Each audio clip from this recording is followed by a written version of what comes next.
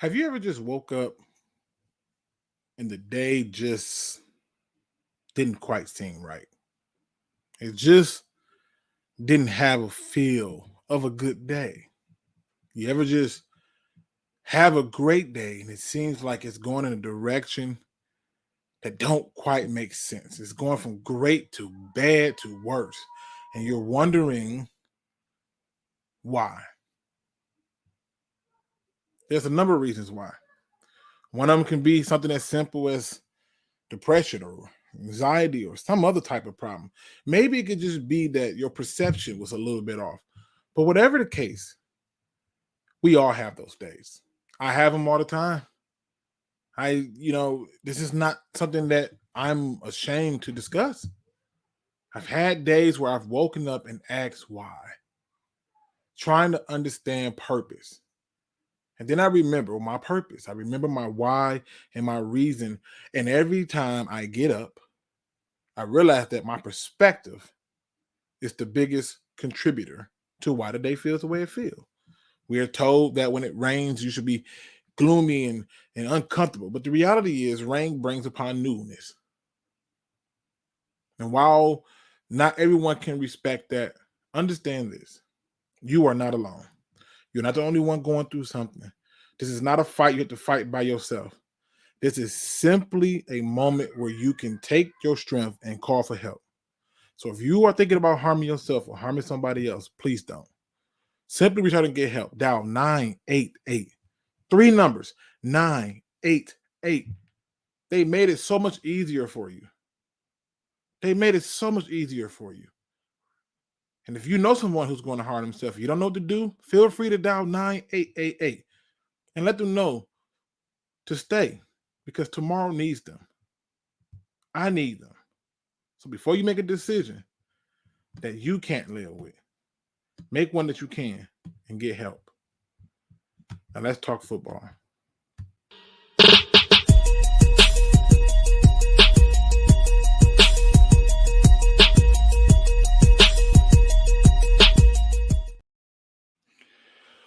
Pride Nation. Pride Nation, I'm telling you, today is a good day for you to come and listen to a show talking about your Detroit Lions. If you have on your sensitive ears, this is your opportunity to exit stage left. I'm about to get real patty today. If you are not in the mood to hear something that doesn't align with your views, you go ahead and exit stage left. All right. I'm giving you your opportunity now. I'm also going to give you the opportunity to come on and tell me I'm full of it. But I want you to know that today is going to be a little bit of a pattiness mixed on top of some other stuff because I got to call out the hypocrisy of Pride Nation a little bit. Just a little bit. Not a whole lot. Just a little bit. So before we get into all that, let's see who's in the building with us because we're going to be talking draft and more. Okay. Let's see who showed up in the building. We got friendly neighborhood Lions fan in the building. We got my man Chrome in the building. My man John Kaplan says, sure, give me take a nap and you come on. I'm sorry. Weather slowed me down. Supposed to been on at 5, but the weather slowed me down. We got my man Tim Madison in the building. BD Busters in the building. My brother from another mother from Roar the Lion, UK, Anthony Fitzpatrick. He says, as sure as the sun rises when Luke G shows appears on the horizon, I will be up to watch it. I appreciate that, sir. We got Detroit D in the building. We got Barbary Lions in the building. Go Lions in the building. Dat Fan Man is in the building. We got Warroff Lion. I always botch his name. First black man on the net who says, what up, my guy? Hope all is well with you and the fam. It is. It is. I cannot be more happier with my situation, so it is. Mark Malice says, Super Bowl or bust. Damn. Craig Ferguson, what up, though? Mars has landed and it's in the building. Let's see. We got we got who else? Master of himself. Salute my G. This Logic. This is my new page. Hey, Logic, I see you out here. Master of himself. I like that because you have to be in control of yourself and your destiny. So I can respect that. Makai Hope's in the building. Don 19. Super Saiyan Lion is in the building. And let me go ahead and see who else. Make sure I ain't forget nobody.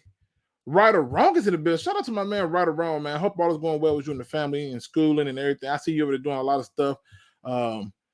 we're going to have a collab because something you said in one of your more recent videos hit me a little bit different. So we got to talk about it. We got my man's Black Spirit in the building, and Ghost Gunner is in the building. D Williams is in the building. Let me see if I can say this right. Tees stay cold. I think I got that. I think I got that. I'm feeling pretty good. I got that. Tees stay cold. All right. Tees stay cold. I got it. All right. Listen, I need y'all to help me a little bit because I'm about to get patty, and I can't do it without my music. Is this too loud for you? Can you hear me over the phone? I need you to know I need this. I need you to know that this is something that I need to do because I'm about to go in. Is this too loud for you? I just need somebody to just witness this. Okay. It says, we finna get into this. Now, you know my thumbnails generally start off what I'm gonna talk about. Okay. And it's a reason for this thumbnail in particular, because I've watched a level of hypocrisy. So I've watched a number of different things, right? Okay. I watched a number of different things. And one of the things that I watched was how fans somehow have had a change of heart. And they've had a change of heart about a number of things. Now, there's an emphasis on that getting at there, all right? But they had a change of heart. And the first thing that they had a change of heart on was Jalen Carter. Now, this is insulting to me because I get to read some of the stupid articles that's put out there. And many of these articles offer no real logic behind their stupidity. Okay? And when I look at the stupidity of it all, it becomes clear to me why certain things are the way it is.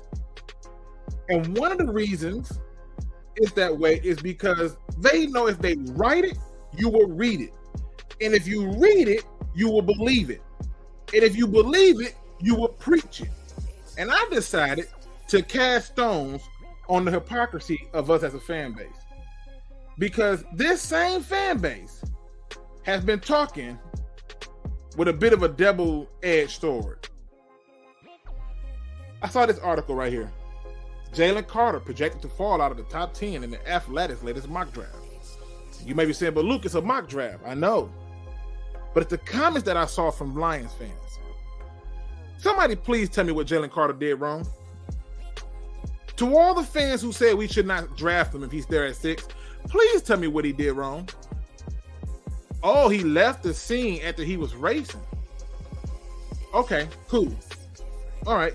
So since he left the scene because he was racing, he shouldn't get drafted. When we got people who has been playing in the league, who has done far more atrocious things. But because this man decided to dip from a race, it's a problem. And the moral police came out with vengeance because they had nothing to do. They just said, you know what? This is the perfect time for me to come out with vengeance. And here's the problem with that. Jalen Carter did nothing wrong. If you're telling me that Jalen Carter, well, he shouldn't have been racing. So what? You should have been running down the hallways. You remember that when you were a kid? You were told don't run through the hallways? There was too many people throwing stones, acting as if though we can't draft a player because it's not cool. Now, Frank says it's the fact that 2 people died and he left the scene when he could have rendered aid. I like that idea, Frank. I like that. Did it ever occur to people that he may not have been first aid trained? He may not knew how to do CPR? Did it ever occur to them that? What aid could he offer? Did anybody see the photos of the accident? Anybody know his background? What did he go to school for? I didn't know he went to school for pre-med. Maybe he was going to school to be an EMT. Render aid? In the city of Detroit, there's a number of races that go on all the time. Street racing is a way of life in the city of Detroit. And many of those events I go to. Not no more, but I used to go to them religiously. And I used to race in them religiously. And you know what? When I would crash a car, that was my fault. Oh, Luke, you putting blame out there. No, I'm not putting blame out there. I'm trying to get you to understand that at the end of the day, people don't respond the way you would think they would respond in a high stress situation. I've been shot at. Ask me, do I remember who was all with me that day? I do. My best friend who committed suicide was with me that day. My other two homeboys with me that day. And I outran every last one of them. And I don't know if anybody got hit. I mean, from what I remember, nobody got hit, but I couldn't imagine being judged because I took off and ran. People make dumb decisions. You make dumb decisions. I make dumb decisions.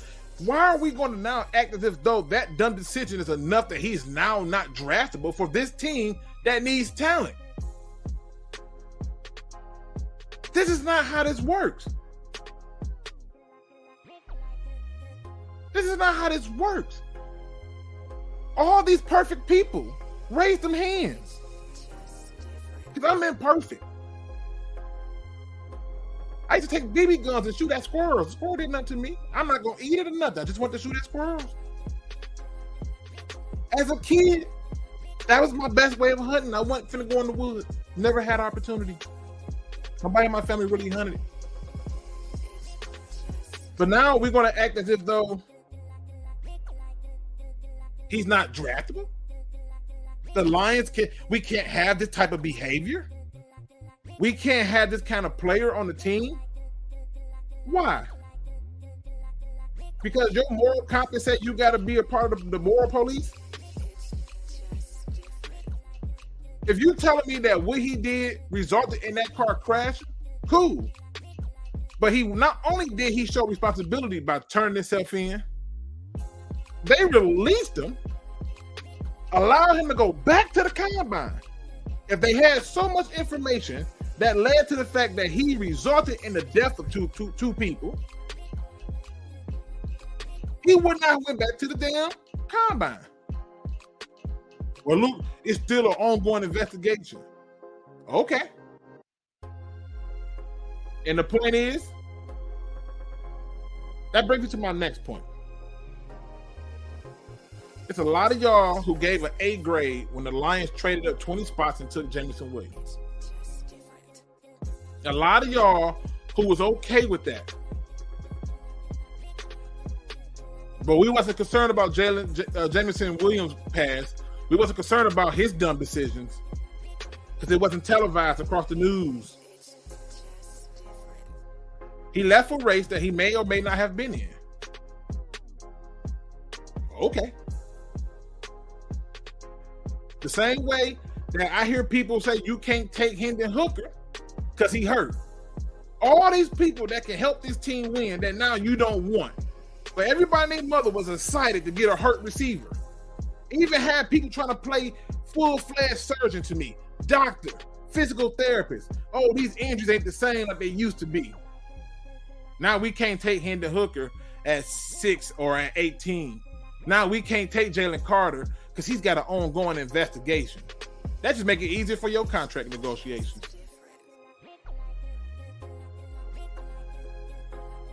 I want y'all to think about that. All the people who sitting up there and acting as if though we can't draft these people because now they did this. It doesn't make sense. Shout out to Ryder. He says what he did was wrong, but by no means was he undraftable. Dude went to take care of stuff, and there was for 16 minutes, people are overreacting. He literally did a ton of good at Georgia. I don't even care. He didn't do anything wrong. I guarantee you right now, if a fight break out and a brawl breakout, most of y'all gonna get the hell on. Some of y'all gonna pull your phone out and record because that's the kind of culture we in. But let a shot go off, and everybody runs. Nobody goes back and start pointing. Oh, you ran. Ooh, I can't believe you ran. I wish you, BD Buster. If he's there at 6, you run to the damn podium. Not only is he a position of need, he's a stud. He's a player you need and want. Oh, he ran someone over. And yet they released him and told him to go back to the combine. Got it. We are not a team that go after head cases. That's not really. We not. When did we start doing that? I told y'all before. I said I watched Jamison Williams not play hard when the ball not going this way. I watch him not run his routes hard. I watch him not block hard when the ball not going this way. He just do it. And then your general manager come out and make a sly remark. He makes a sly remark for no reason. We don't take head cases. Half them damn football players are head cases, including Aiden Hutchinson. Don't let the smiles and all the train talk fool you. You have an opportunity to take a player. If he's there, you take him. I guarantee y'all right now, if that same story was flipped and it was Tom Brady, and you knew that Tom Brady was going to be Tom Brady, y'all would take him. Y'all would take him. So at the end of the day, I just want you to take a second to look in the mirror. Before you start throwing stones in that glass house of yours, breaking all your beautiful stuff, take a second to think. What would you do in that situation? If your answer is run towards the problem, kudos to you. But not everybody runs towards danger. Not every animal runs towards a fight. Not every person wants the smoke. And maybe he was drinking. Maybe he was drinking and driving, which I don't condone. I think it's absurd and stupid. But a decision was made by multiple people to do something reckless and stupid that was dangerous. And we don't have all the facts.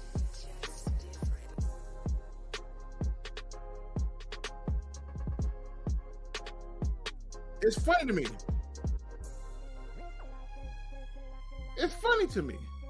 Charles Davis got a theory. Georgia held off the arrest until the combine, hoping teams get scared and he falls to Atlanta. I bet you Atlanta ain't gonna have a problem taking him.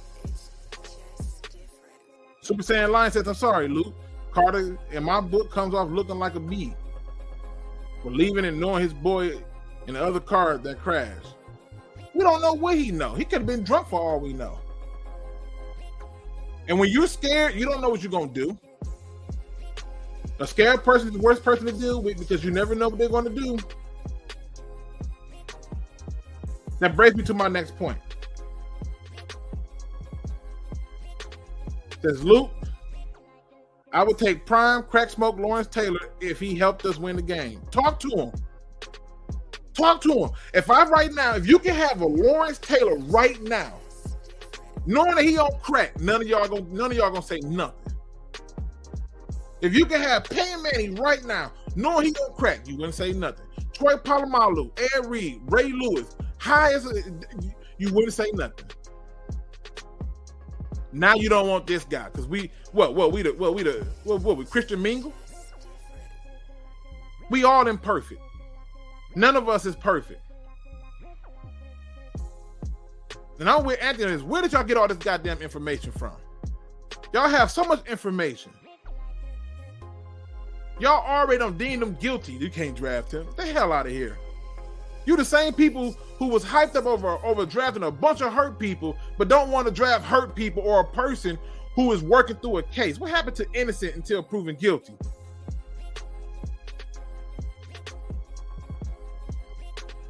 And I get what you're saying, Super Saiyan Lion. I wouldn't leave my boy hang. I get what you're saying. But what could you have done? What if that car was so mangled, there was nothing you could have did? You was just gonna stay there and do what? Just witness? There's trauma to this stuff. Whenever somebody puts in their body, is in their own business. I used to think that until one decided to carjack my mother. Then I realized it wasn't him doing it. It was something else. He saw an easy victim and he took an opportunity. But the reality is, we got to change the way we do stuff. We got to change the way we talk. We got to change the way we come up on this stuff. And we have to change the way that we approach these different situations. Jalen Carter should be a line if he's there at 6. Now let me spin it to the other side, to the fans that want to say you can't take Hendon Hooker because he'll be there. He'll be there in the second round. You know how many teams need a quarterback that's picking ahead of you? And I'm not talking about at 6, I'm talking about at the 18. You know how many teams need a quarterback that's picking ahead of you? You can play that game if you want to, but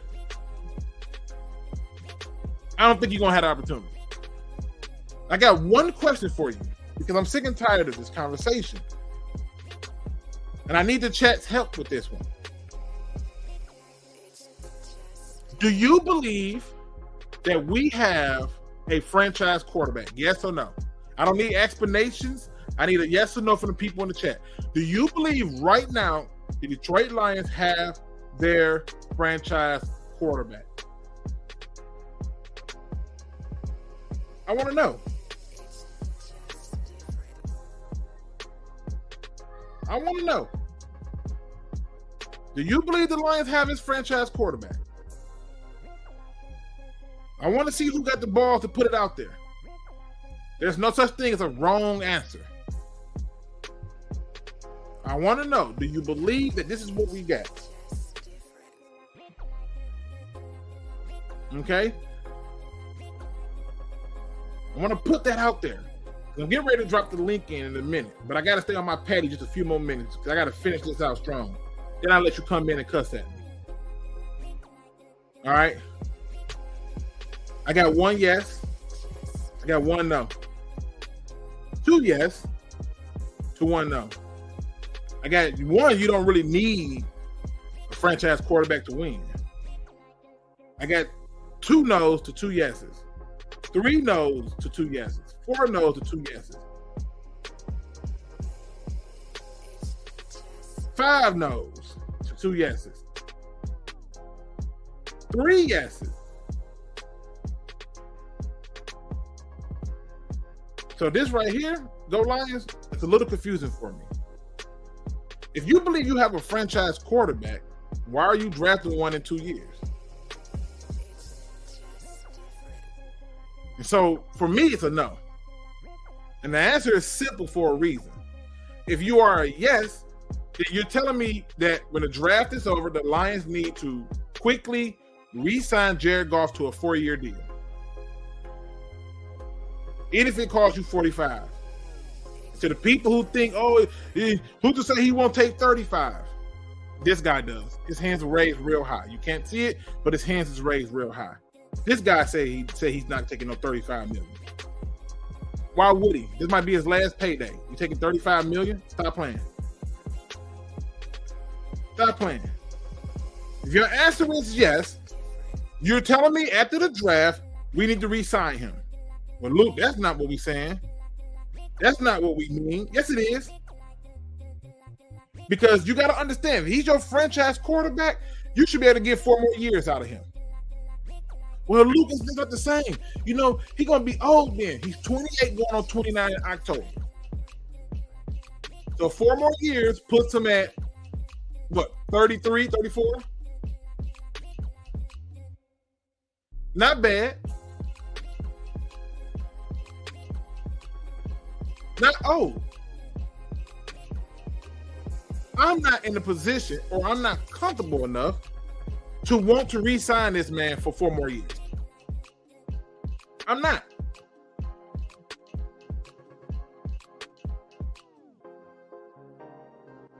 Goff will be 31 years old in 3 years. Okay. So if you extend him out after he turned 29. You give him 4 more years. He's not taking a short deal. The Lions you can't take your cap and give this guy a short deal. It's going to kill your cap. It's going to kill your cap. And if your answer is, yo, I really want to bring this guy in. I really want to keep this guy here for 4 more years. I respect the hell out of your perspective and your view. I think you capping, but I believe it. I respect it. But that also tells me that you're okay with them spending the money for him to be here for 4 more years. He'll be making more money than Stafford was. And many of you didn't even like Stafford.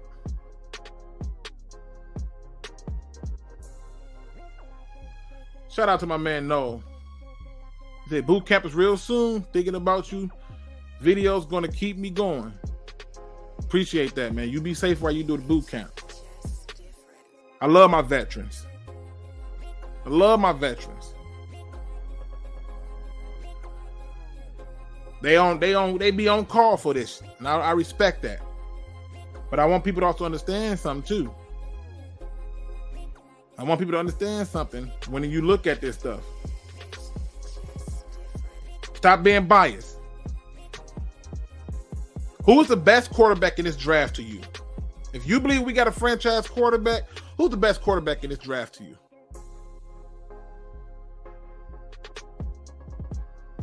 If you don't believe we got a franchise quarterback, who's the best quarterback in this draft to you? For me, it's Hendon Hooker.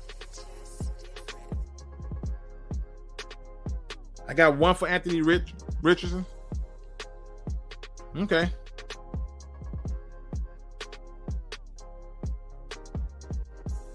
That was very impressive in my opinion that he didn't throw no picks the second half of the season. Very impressive. We don't have to extend him till 2024. Okay, so now the price tag go up. You can play that game if you want to. You can play that game if you want to. If you want to sit here and play the game or wait until 2024 when he's at the last year of his deal, play that game. See how much it's going to cost you. See how much it's going to cost you. Are you ready to pay more than because I can tell you right now, if we're going to wait until 2024, yeah, you can forget 45K. Forget 45K. If we're waiting to 2024, forget 45K. You might as well go ahead and get the pockets ready if you're doing it that way. Because guess what? The price is going up every year. Play that game if you want to. That's why I'm trying to explain to people, if you are sitting up here saying you're the franchise quarterback, you have to extend them now. You can't wait.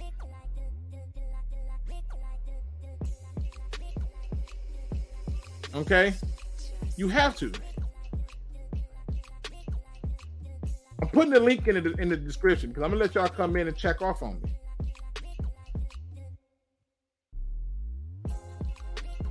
It's simple. The question is asked. I see the question. Shout out to my man's in the mix in the building. William Burch is in the building. Dr. Detroit's in the building. Hendon Hooker without injury. Bryce Young for the highest floor. AR for crazy ceiling. Yeah, it's Hendon Hooker.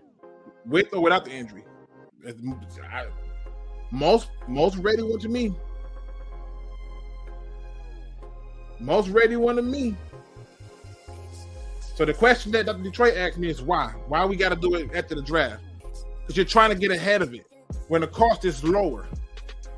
And the very moment you wait till the last year of his deal, guess what you're doing? You're getting ready to have to now re-up and mortgage draft picks to trade up to get your quarterback of the future. Or you're going to have to just go ahead and fall into the abyss of giving him what he wants. Just putting it out there. Shout out to my own Detroit's own Big Will. What's going on, brother? My man Raw Detroit, aka CA, says, preach, Luke, talk your talk. I'm just trying to talk the truth. Nolan Smith ran a 4.39. Should we draft him and make him a receiver? Watch. You know how it go. Everybody want what's fast, but what's fast ain't always what's the best. Do my man 1991 Max Stagg a favor and hit it. Now,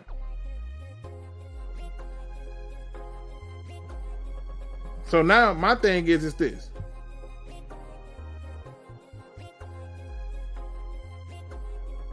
I remember this. Hey, you called it. Sheila is a problem. She ain't stupid. She know how to make it run. I was happy as hell when she took over. I was happy as hell. Only thing I'm trying to do is put it out there. That at the end of the day, y'all was hype as hell for the hurt receiver. Do you still trust Brad Holmes if he's going to draft a hurt quarterback? If your answer to that is no, then again, more hypocrisy. Either it's in Brad you trust or you don't. This is not me coming at Brad Holmes. This is just me pointing at the facts. Y'all were perfectly fine taking a hurt fast receiver, but because the quarterback ain't fast, we can't take the hurt quarterback. Doesn't make sense. And you're talking about keeping a quarterback who many of us don't believe is a franchise quarterback. And the ones who believe that he's a franchise quarterback need to be prepared to pay that 4-year deal. Now, shout out to the first black man on the net because he said, yeah, I'll pay the 4-year deal. We have our franchise quarterback. I can respect that.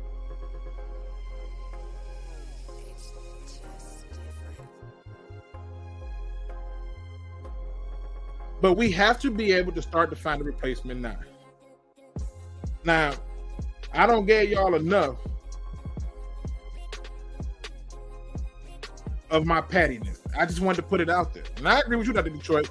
I agree the quarterback we take will sit at least a season. Right. And everybody's more than willing to wait for the receiver to sit a season. Nobody had a problem with that. But God forbid we get a quarterback and he got to sit. God forbid that we do that. Then it's all kind of problems.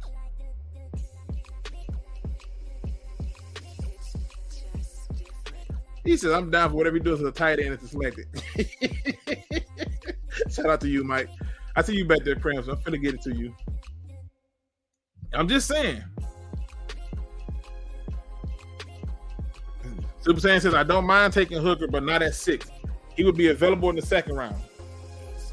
You think so? You think so? Let's test that theory a little bit. Let's test that theory a little bit. Not a whole lot, just enough. Right?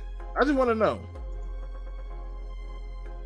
If you were to look at it right now, the current draft order, nothing else, nothing more, just the current draft order.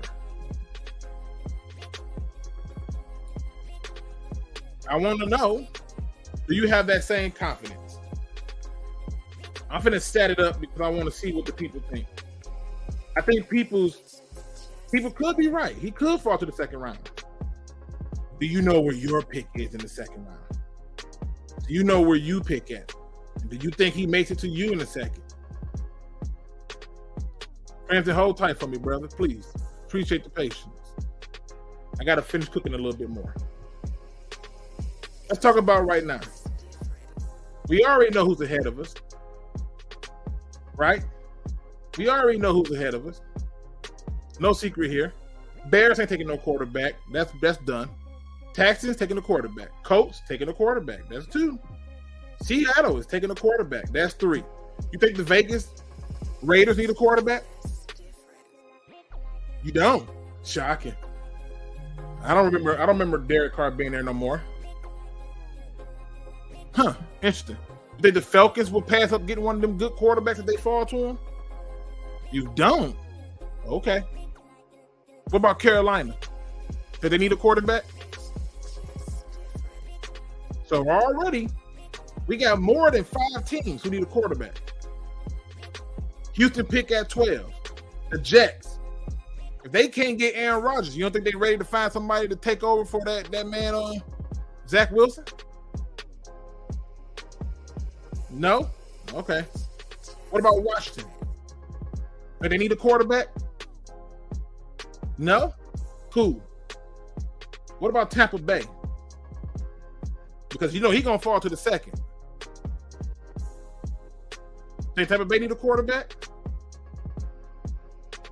If the Baltimore Ravens don't re-sign Lamar Jackson, you think they're going to look at a quarterback and treat it like a tank season? You don't think they'll need one?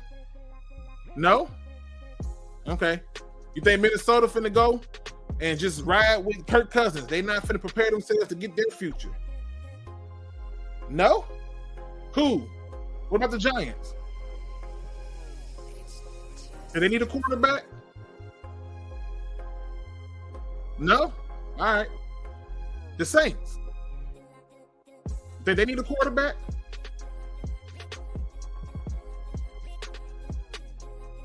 Let's talk about the second round. So we know Pittsburgh's at 33, Houston's at 34, the Cardinals at 35, the Colts, the Rams. You think the Rams at 37 don't need a quarterback? I just want to know what y'all thoughts are. Y'all keep praising and thinking he gonna fall to you in a second. I learned from 2 drafts that shit don't work no more. There's too many teams who need what we need. Think the Rams, who ain't got a first round pick, wouldn't take a quarterback to sit behind Stafford, like Hendon Hooker. And then we still got Seattle, Carolina, Tennessee. You don't think they need a quarterback? Oh, okay. What about Green Bay? Look how many teams pick before. You don't pick until pick 49. You mean to tell me a quarterback gonna survive until pick 49? You already know he's not playing this year. You already know he gonna sit. Why do we keep on insisting on this idea that he's just gonna fall to the second if we can get him in the second? Because you did draft simulators?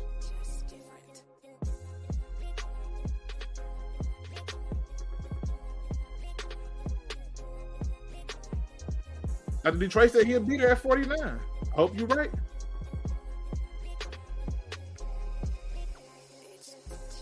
Anthony says Hooker plays a spread, high-tempo offense. We don't. Well, that's why you draft him for the future. Because this also gives you the opportunity to have a guy being groomed who don't got to play this year. And there's no guarantee that Ben Johnson's going to be here for the next 2 seasons.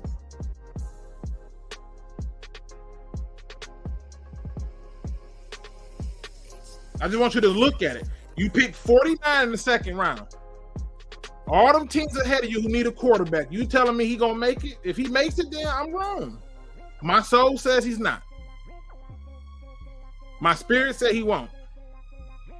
But a lot of teams need a quarterback, and they're going to take it. There's a lot of teams who need somebody to be replacing other teams because they know they want that guy to be it.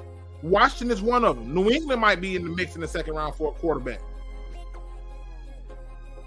But the Falcons, the Green Bay Packers, all these teams who need a quarterback, I just don't see it.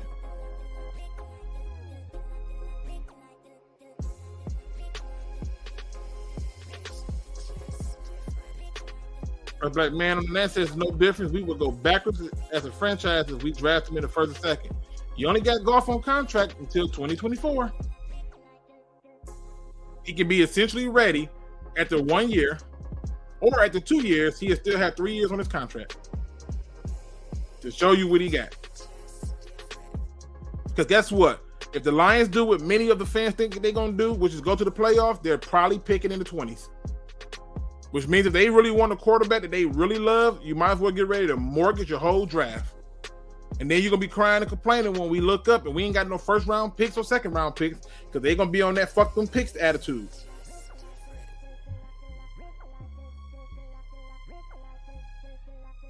And that's another point that you make right there, Marcus Willis. Why don't people act like if we just use one of those earlier picks on the quarterback, we can't build on the defense? You got to ask yourself, who's the best quarterback in this draft to you? Who's number 2? Who's number 3? Who's number 4? And once you go down the list of all those teams, ask yourself, are you going to get one of your 4 favorite quarterbacks? And if the answer is no, then at that point, go and get your backup as a veteran.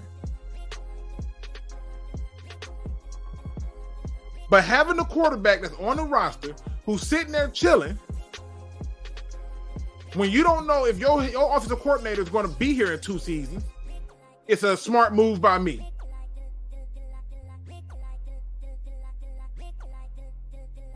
You want a pass rusher, the draft full of them.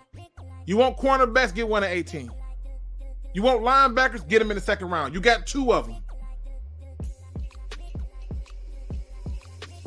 Just use your head. Don't look at all the other stuff. Use your head and answer this question. Ask this question. Where in the hell are they supposed to take a quarterback at? Oh, we can take Max Duggan. Oh, yeah, that's the guy. Yeah, that's the guy. He's the one you want. He's the franchise quarterback. You're not picking 6th overall. You won't be in position to get no stuff. The only thing that you can do, in my opinion, is trade down. And if you can't, you have to take a quarterback. Your quarterback has 2023 and 2024 on his contract. If Goff goes out and have a bad season, you be right, get rid of him. If you have a good season, you be talking about some extend him. And you know the best part about it? You don't have to. You can just trade him to a quarterback-needy team and get some draft capital back. You can use early picks, but don't believe Stroud, Young, Richardson would be available at 6. Hell, 4 quarterbacks could go straight. That's what I'm talking about. That's what I'm saying. And this is the other part of it, too. Let's say, for example, 4 quarterbacks do go straight. Hell, let's say 5 of them go straight, right? You sit at 6. If 4 go straight, you still walk out with either Will Anderson or Jalen Carter. What are you upset about? But if you're stuck at 6, you take the quarterback. All right, people. I appreciate y'all letting me rant with my rant patty music. Hope y'all enjoyed that little bit of a segment. I'm gonna let y'all learn to cuss me out. Let y'all do me dirty for a minute. Bring in my first guest, Crimson Shadow. What's going on, sir? Not much. Just was chilling in the background. Hearing about the QB preach. Just scored a goal in NHL 23, and not much else to report on today. Yeah. So here's my question: this idea that the Lions can wait to get a quarterback later or in 2024. I have a very simple question to those people who have that viewpoint. Where do you think the Lions is picking at next year? If you tell them you think they're going to be a top 10 team in the picks, okay. It's going to depend. My opinion is going to matter in 2 different ways. It's going to depend on free agency, and it's going to after where all the QBs are going to go. If there's going to be any trades, is Aaron Rodgers going to go to the Raiders or any other factors involving that? Or if we're trading back, are we doing what we did last time? Are we trading up with Tampa Bay to get their first round for next year so we have draft capital to move up in the future? So if Goff does do good, we can trade him and then probably accrue more picks to move up in the draft to get the QB we want. But then that comes to another issue of if you're doing that, you're starting the kid day one, and that depends on your opinion and the QB. That's usually trial by fire. It's a lot of factors here. You could do it, but it's a lot of ifs. My issue is this. We've noticed a group of people who want to push these narratives because they're the moral police, right? Like, oh my God, like this, what they're doing is the equivalent to somebody being like, oh my God, you had a baby out of wedlock. Like, like, what are we doing? I mean, it also doesn't help. I don't care much for this QB draft except for Bryce Young. So the only reason I believe that the Lions should take Hendon Hooker at 6 is because you're stuck there. And if you're stuck there and you already know that no matter who you take at quarterback, they're not starting. Yeah, I mean, I've got no problem with that. Take him at 6. Just get it over with. Yeah, it's no problem. I just don't think any of the guys look at him. I'm like, is any of these guys going to be better than Goff? That's my problem. And I'm going, unless Bryce Young, I don't think so. Stroud is just Goff light, to me anyways. Will Levis, I wouldn't trust him. And that's the kind of quarterback that Brad Holmes would love and covet. I guarantee you. Yeah, I could see it. Will Levis, Jack Campbell, Dan Campbell and Will Levis looks like the type of guys to be partying at a bar. I'm just saying. I like this statement right here from the Chaos Controller who says, yeah, I don't want a quarterback problem like the Browns. Well, go ahead and renew your franchise quarterback. Because if you are okay with having a franchise quarterback, like if you're okay with it, extend them after the draft. The only reason I say do it after the draft is because you still want teams to think you're going to take a quarterback so you can get that trade to get more capital. But once you see that it didn't work, after the draft, re-sign that man. He your franchise quarterback. But not too many people are going to agree with that. Yeah, it's one of those things that I definitely agree. We need a QB, and it was going to be this year that I would be like, yeah, take the quarterback. But I look at these quarterbacks, and I'm like, okay, Stroud's probably not going to fall to us. Neither is Bryce Young. That leaves me with Richardson, Levis. Richardson, he's not even on my board. He's not even on my board. I didn't say draft any quarterback. I said name me your top 4 quarterbacks, right? And if you're telling me Richardson is one of your top 4, great. Richardson scares me too much. Yeah, he scares the shit out of me. I'm sorry. The word I would use for him is inconsistent. And inconsistent quarterback terrifies me. It just does. If you're drafting him, you have complete faith in your coaching staff. And like I said, he's going to need to go to the right team. Because if he goes to the wrong team, it's going to be a car crash. I can promise you that. And this is the sad part. This is the other thing I want to bring up because people didn't want to see this. And I think this is a very good 2 points put out by these next comments, which is from not a Lions fan, but he says it actually depends on how you evaluate the team right now. Is this team right now a contending team or not? How I would put it, it's a good question. It's a very good question. I want to say, oh God, in the later parts of the year, I'd say yes, but in the beginning parts, no. And again, that the other question stems: are we going to see the same thing happen, or are we going to be at the same place where we have a very slow start and then we just ramp up in the end and just blast through and then just fall short? The biggest thing that I see with this question is that most people will have a hard time answering it. It's very hard. It would say that we're a contending team. So if you're a contending team, then now you can take your luxury pick here because this is a luxury pick. And to show you an example of it, just simply look at what the Dallas Cowboys did.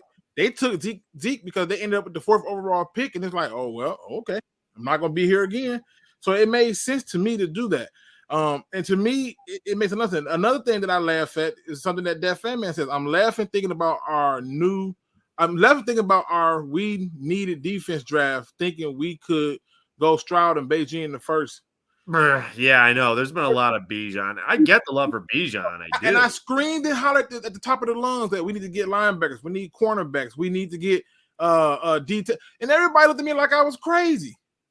I'm not going to deny our wide receiver depth before Jameson came in wasn't exactly that great either. But guess what though? You could have got Pickens in the second, or you had options, bro. You didn't have to take Jameson. Jameson helped you at all. None this first season. None. Yeah. I'll challenge anybody. Anybody want to challenge me and say that Jameson helped this team in the first? That bullshit. No, he's a future. There was no doubt about that. He's definitely a long-term idea. That's definitely what the plan was for him. Even they admitted that. Let me bring in my next guest who always showed me some love, and you may not notice it, but we look just alike. My man Anthony from Royal Lions UK. What's going on, sir? Oh, Anthony, you're muted. Hey, Luke, how you doing? Man. There you go, brother. How you doing, man? Not bad, thanks. How's things? It's good. It's good. The weather slowed me down. I supposed to have been on here by 4:35, but we had rain, snow, whatever you want to call it, and people did the right thing and slowed down. So kudos to them. We're about to get snow over here as well, so I feel the pain. Although we don't get that much anymore. Hey, when you get it, enjoy it. I love the wintertime, so it is what it is. Willis just before I get you going into this, Anthony, Marcus Willis says we wouldn't be in a situation if we would have just drafted Justin Herbert instead of Jeff Okudah. That's a thought. Or you could everybody want to act like Isaiah Simmons is not good. Oh, he's so trash. I be thinking to myself like, oh, okay, he's definitely better than Okudah. So say what you want, but he's definitely better than Okudah. And when you're looking back on it, you might as well have took the quarterback then. And that's a good example you give there to explain why when you are in a position to get the quarterback that you could, and they're not going to have to play that first year, good for you. Because think about it. If you take the quarterback this year, like Hendon Hooker, or let's say you like CJ Stroud, right? You let him sit. The next year you release him, that's almost $30 million. If it's not $30 million. I forget the damn cap number, right? I think it is 30 million, yes.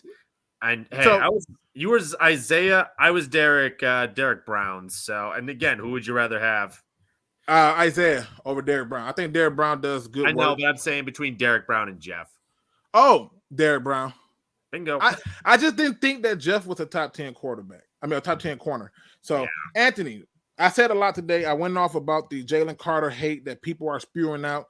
Don't want to draft him. I talked about, if you believe that you have a franchise quarterback after the draft, you should also believe that we need to extend him. What are your thoughts on what I brought up so far? So, firstly, that thing about Herbert, we had Stafford back then, and Stafford was happy in Detroit. So, you've got to give context to a situation there. Oh, we could have just drafted Herbert when we had Matthew Stafford, who's won a Super Bowl since then, by the way. It's not all cut and dry as to when you were getting. That one is just one of those what ifs that we know about in hindsight now. But for drafting a quarterback, I mean, let's just remember, Luke, let's go back 12 months. Oh, we're picking second in the draft. We might never get to pick here again. This is a once-in-a-lifetime opportunity to draft Malik Willis, the player of the future, the guy who is going to get it. How did that work out? Titans could quite conceivably cut him in the near future. It would have been one of the worst picks Detroit had ever made in a draft. You have to be careful. Just because we're here doesn't mean we should pick somebody. If they are not the right person, then don't pick them for pick's sake. Let me ask you a question. Anthony. I want your honest opinion on this, and I know you're going to give it to me. If Brad Holmes selects Hendon Hooker with the 6th overall pick, are you mad at him? Yeah, I am mad at him. Okay. I don't believe him to be worthy of that pick. That's just my own personal take. I respect anyone who believes that he is, but at the end of the day, I would trust Brad. I would not like it personally. But where would you like for him to be drafted to where you would be comfortable with it? Would 18 make you feel better?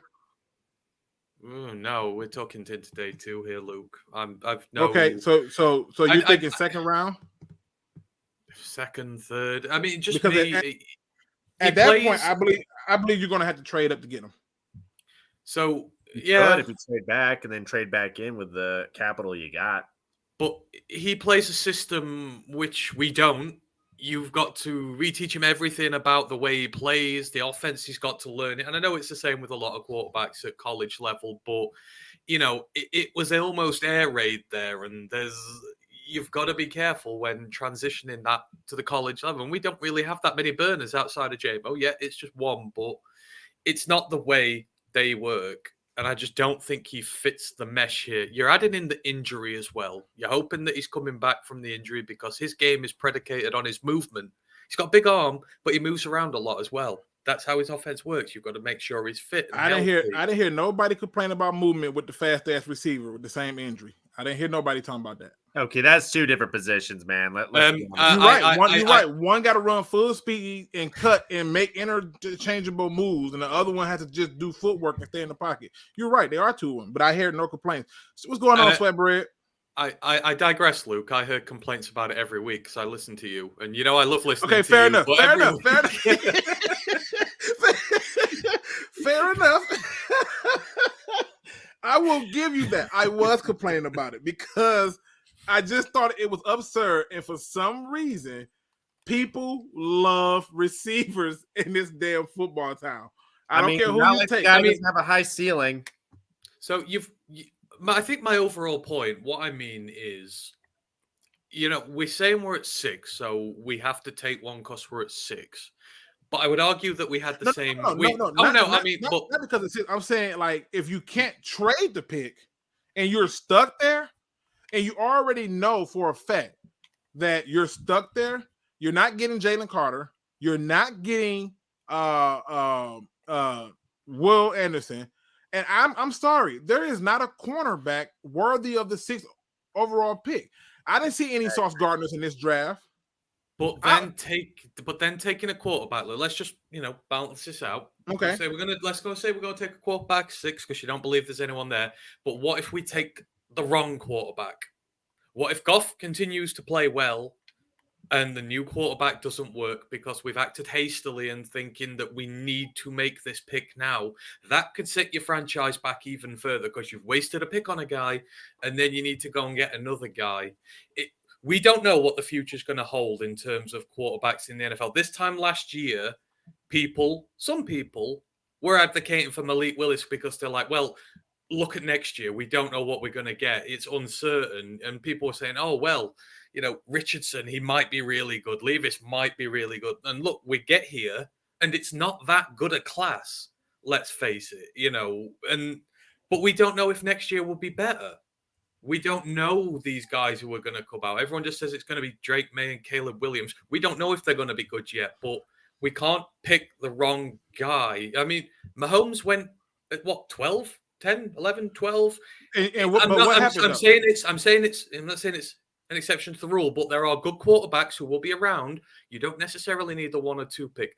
All I'm saying is making a QB pick at 6 now for the sake of it, or because we believe in value, could be just as bad, if not worse, than passing this year. You've got to be careful. I can follow your logic and what you're saying, right? I can follow all of that. Here's my counter to it, right? The Malik Willis situation was totally different. I thought Malik Willis was completely overblown. It was ridiculous. It was just absolutely overblown. I didn't see a person who was worthy of that draft pick, and I stood on it. Everybody wanted him because he could run. That's all it was. I get it, right?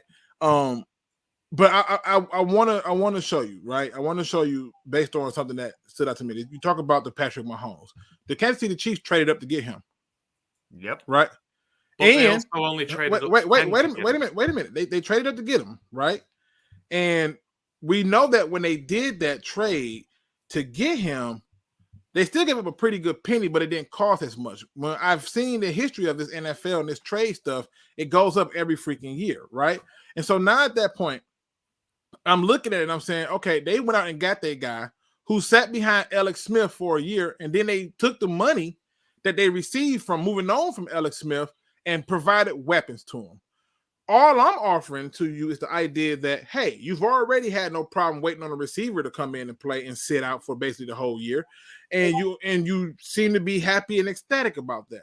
And you already have the opportunity to know that, hey, in 2024, if you dump him, that gives you a whole lot of cap space to continue to surround him with talent on not only offense, but defense. And you can effectively get his guard to help you complete your line in this thing. Now, Geno Smith just got a 3-year, $105 million deal, where if you divide that by 3, that's $35 million a year. $35 million. And if you are under the belief that you're going to get Jared Goff to play for $35 million a year, well, Geno just got 35, and he's going to say he's better.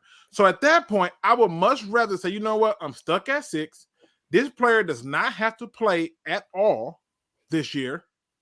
They just have to sit. So that's it. Yeah. So, you know what? I'd actually do what Seattle have done. If you read what they've done, he can earn $52 million in his first year. No. So what they've done, they've front-loaded the deal. He can earn half his money in year 1 of a 3-year deal. That does not shout out long-term starter to me. They're giving Geno an incentive to carry on winning and playing well. And I fully believe now they're going to draft Richardson or Levis, and they're going to develop their guy of the future. So they're keeping the starter, who rightfully deserves his job, happy, whilst looking after the future. If the Lions are going to be sensible, they should do something like that with Goff. Front load him now, give him a crap ton of money over the next year or 2. If you want to do that, then fine. But it's got to be the right guy. And the whole Jameson thing, we said we're waiting for a year. That's different. Jameson, and I know you'll hate me saying this, but Jameson is a rare prospect for a receiver coming through the draft. The speed he possesses, the traits he possesses is worth waiting a year. In the life of a wide receiver, with a quarterback, it's different. You can't just assume it means a lot more going forward, Luke. You've got to be careful. And the biggest... I'll tell you what. Let's say hypothetically that this happens. I'm gonna let you go next, Crimson. But let's say hypothetically what you say happened. Let's say Jared Goff goes out to have another good year, right? Then you just trade him. He's trade bait. You trade him. You don't have to keep him. You trade him. But if let's say they did what you said, they front loaded the shit out of his contract. So now he goes from 2024, he gets a higher salary. It ain't gonna be $35 million. Chalk it up. It's a wrap on that. Gino just set the damn table for your quarterback. Okay. He ain't playing for $35 million a season. So we can go ahead and nip that in the butt. So 45, 50, somewhere in that area. Right. So let's just look at that. Now, stay with me. You pay that money. He does good for one more season. He does good for the next season. And you got 2 more years on the contract. He does good for that next season. Are you extending him again? Probably not. But what you could do is you can already move on, save your cap, save your time, save your trouble, move on from him after one more season, get your cap, put that money on something that can help you now, and keep it pushing. My only thing is this, and this is also to you in the mix. He says, ain't no Patricks in this draft, Luke. Stop the hope. I didn't say it was. I never said it was a Patrick Mahomes in this draft.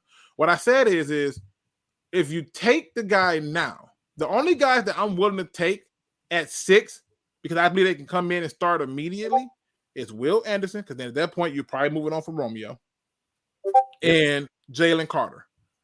And if I'm not taking any of those 2, and I'm stuck at 6, I'm not taking a cornerback. I got to say it like that because people have a hard time picking it up. I'm not doing it because we saw what Sauce Gardner did. He's different. There isn't a Sauce Gardner in this draft. Not Gonzalez.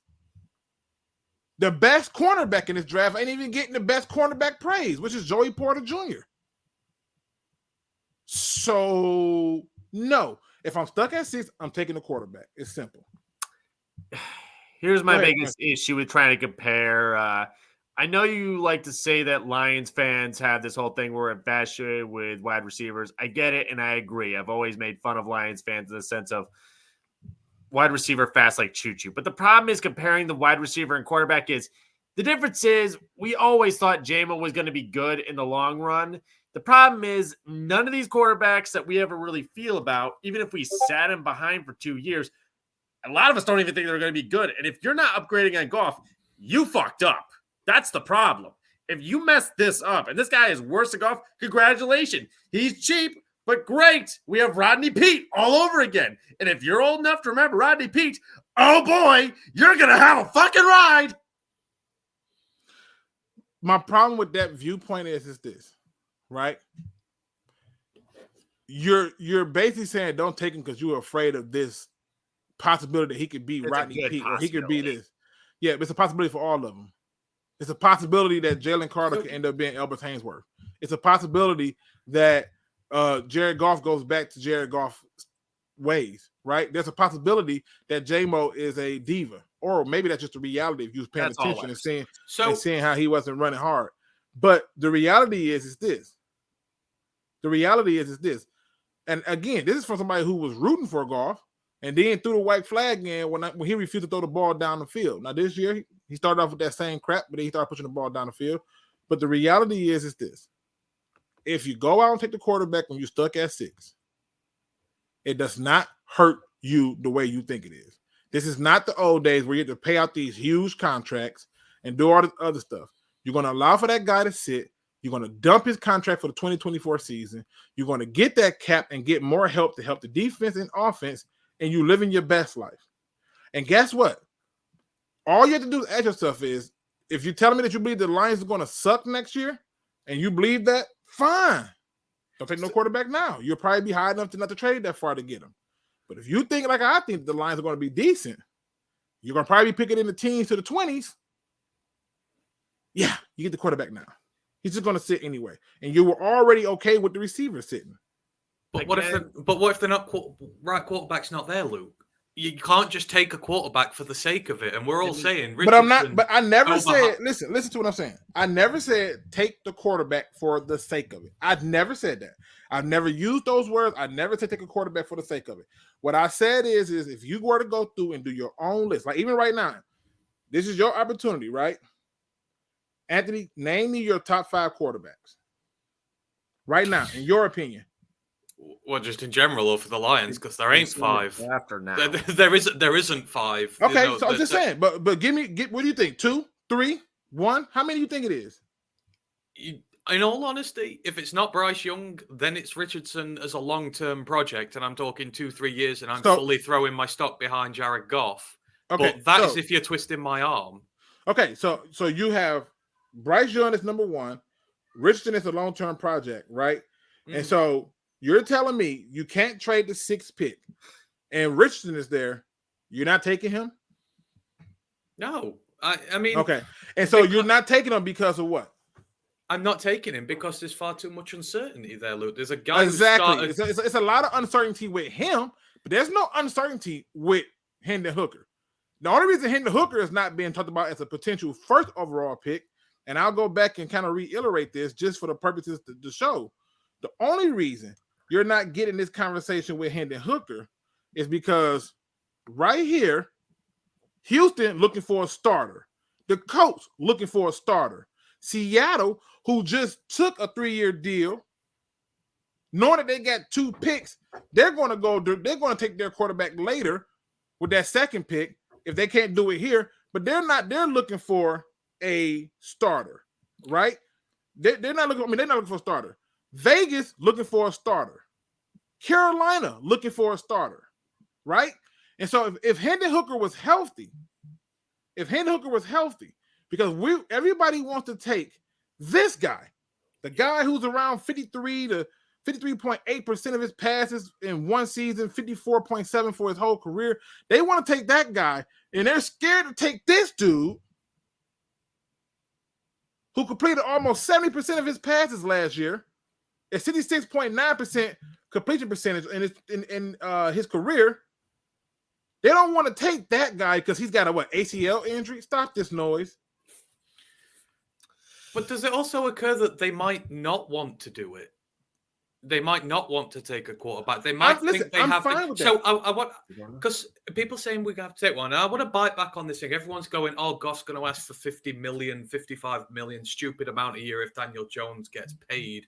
You don't know that. And what I'm going to, no one stopped to think about what Jared Goff wants. Jared Goff has earned a crap ton of money in his career so far. If he has another year here where he takes us into the postseason and we start winning games and we carry on progressing with him at the helm, what's he remembered for? He's remembered for getting to the quarter ball with the Rams and then failing and not there. He needs to go and win one to wash that away from here. And the team is putting a lot of faith in him. I genuinely believe he played so well last year because the team showed faith. They could have pulled the trigger after 1 year and said, "You're done. We don't want you no more," even though you're in a bad situation. They stuck by him. You stick by him another year, he gets you to the postseason. Then when it comes to contract renegotiation, how do you not know that he's then going to go, "You know what? I'll take a good deal for this team because I want to win a Super Bowl with this team. And I've got a good level quarterback. I can build my team around him, and I can go there with him." People are not saying that. They go, "Oh, he's just going to fleece the team." Faith begets faith. This team, he's a confidence guy. And if they back him, there is no reason to assume he's going to hold us to ransom in 2 years and we're suddenly going to be stuck without a quarterback. These are all scenarios people are making up in their heads at the minute. It's just as plausible that he stays for the benefit of the team than he does try to ransom it. So maybe the team knows this. Maybe the team knows that if they stick with him, we can build this team around him because we've shown we can be pretty good with him. They've spent 2 drafts building this team around him in 2 off seasons. They've literally neglected the worst part of this defense since they asked this guy here to put talent around him. And what we've got is a guy who's who's flat out refusing to throw the damn ball down the field. I mean, we still got a top 5 offense out of the team. We've gone from a rank ass terrible team, which Bob Quinn nearly killed, to the verge of the playoffs in 2 years with naught but young players, guys who are injured, and a quarterback who came here with no confidence or self-esteem whatsoever. And in 2 years, we're favorites for the NFC North. Our odds are the best for the NFC North next year. And you've done that in 2 years from a wasteland, a cesspit of a team that had nothing going for it. He's built brilliantly through the draft, Luke. He's putting lots of young talent in. 2 more first-round picks on positions that are going to get us starters. Free agency, you're going to get the money back. It's not a foregone conclusion that he can do it. And also to note on the coaching, because a lot of the players we have would not be playing as well on other teams. You can't tell me guys like Khalif Raymond. You think Khalif Raymond would be playing as well as he's playing on the thing that I don't want to do, I want y'all to understand. I don't want us to get away from what the original thing is, and that is if you're stuck at 6, what are you doing with the pick? And I probably should have asked you that. I should have said, hey, what are you doing with that pick if you're stuck at 6? And Will Anderson is not on the board. Jalen Carter's not on the board. All right. What are you doing with the pick? You can't trade it. You're stuck at it. Crimson, what are you doing with the pick? I'm taking Cansey. Okay, so we got a D tackle at 6. Anthony, what are you doing with the pick at 6? You're stuck with it. You can't trade it. No Carter. There is no Will Anderson. What are you doing with the pick? I'm taking my elite corner, Luke. I mean, and who's that corner? Who's the corner you think? I'm taking Witherspoon 100% of the day, and people go that. But how many times did we come on streams last year and complain about our rank ass secondary getting shredded week? I'm still complaining about it. What are you? I'm still complaining about it. Exactly. Yeah. So, if in lieu of a quarterback not been there, which we're I mean, you think Hooker, that is fine, but me, I ain't sold on any of them that are gonna drop to us. So I'm not wasting a pick on a guy that I am not sold on. I want to be as sure as I can be on a guy going to the next level. So instead, I'm going to take my outside corner, who is going to be elite and going to be shut down. I'm not saying he's going to be Sauce Gardner. This issue that we're looking for our next Sauce Gardner, that is a lazy take designed to try and discourage people from coming away from the corner. We're not looking for Sauce Gardner. Who do you compare Witherspoon to? I compare Witherspoon to Witherspoon. I don't do player comps. I'm not saying he's going to be the next. That's fair. That's fair. You do that. Like you do that. I'm saying, but let me ask you this. Let me ask you this. When you look at Witherspoon, what do you think he brings to the team that we don't already have on it? He's a lockdown outside corner who works in heavy man coverage, which is something we've not had with a lot of our corners. They are not designed to play in our system. He brings physicality. He brings, you got locked down the side of the field with him. He's something we do not have. I'm fed up of wheeling, hacks like Will Harris and out there trying to do a job on these guys when they're not even equipped to play in XFL. I will take my guy who can do that because it is a massive hole in our defense that we need to fix. And if I've got to spend 6 to fix it, fine, I will do. I'm not going to just take I'm not just going to take a quarterback I ain't sold on, and I'm not going to be discouraged off going after another corner. I'm not just going to say Sauce is a freak of nature. Yes, he is. Throw Sauce out the window, right? We throw him out the window, right? Everything you said about Witherspoon was said about Jeff Okudah. And it was sold on Okudah, and I don't think he was everything. No. Oh, Luke, let's stop being revisionist here, Luke. No. I'm not revisionist. I'm telling you, everything that you were saying about Witherspoon was said about Okudah. Oh, he's physical. He's the best press coverage corner and everything. That's what he said. Yeah, but difference is Anthony actually watches the film. The other guy, not so much. But I'm not saying that Anthony doesn't watch the film. I'm not saying that the other guy do or don't. I'm telling you that what the overall census was that he's a press corner who's physical. And I responded with, I wouldn't take him with a top 10 pick. Now, I'm not saying that to say that I thought Okudah didn't have any talent. Okay, I'm not saying that. I didn't say Witherspoon was a press corner. I didn't say it was a press corner. He does his best work on the perimeter or on the outside. It doesn't need to be in press. I'm just saying, Luke, it's instead of giving me a reason to not draft, you're just saying there's not going to be another source there. That's not an argument. Everyone on here was defending Okudah. You were blasting me about calling him a bust on draft night. Till this year, facts. I'll stop shouting. I was so pissed. I smacked a water bottle. I was so wait. Are you talking about me? Was telling you that he wasn't no bust? I told you let him play. If anything, if you said something like that.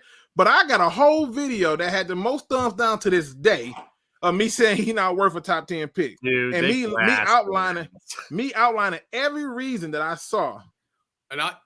And for the record, I wanted to trade the hell out of that pick. I had no interest. Everybody did, but if you're stuck there, I would have took Isaiah Simmons if I'm stuck there, but that's another story. Brown. So that's the difference. My belief in Witherspoon at 6 is far more than it was Okudah at 3, so they are not the same.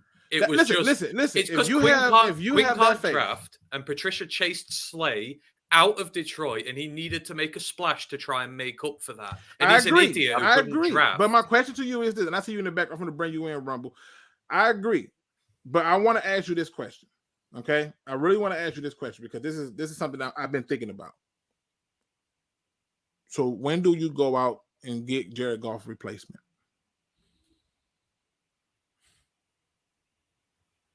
That's what I want to know, Anthony. When do we go get the replacement? You go with the replacement when you find the guy that you want.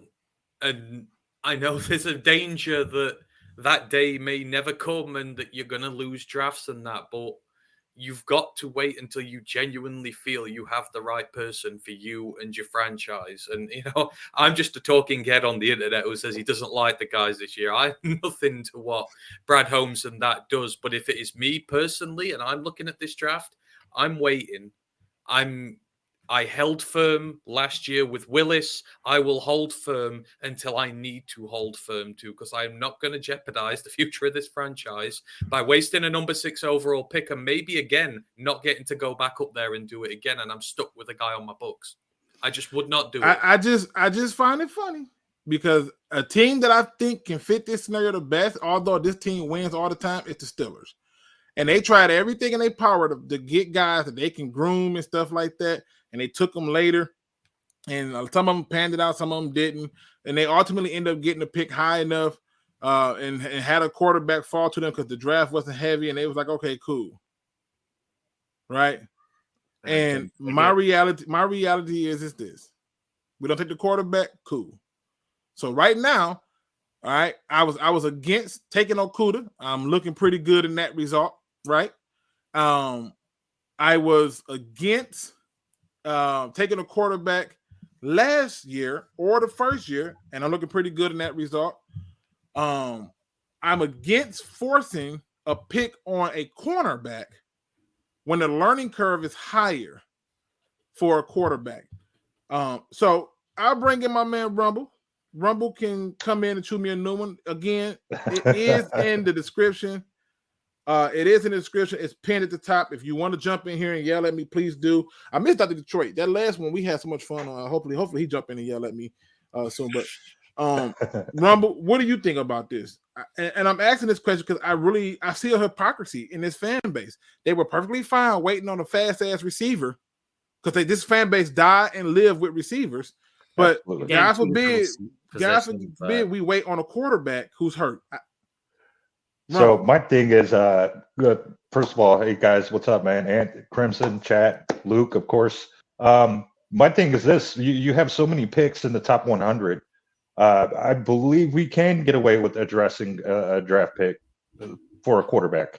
Let them get some reps in with the, with our O-line during training camp, and let's let. This is going to help us because we're going to give Ben Johnson a quarterback who's fresh, who's right out of college, and let's see what he's capable of doing.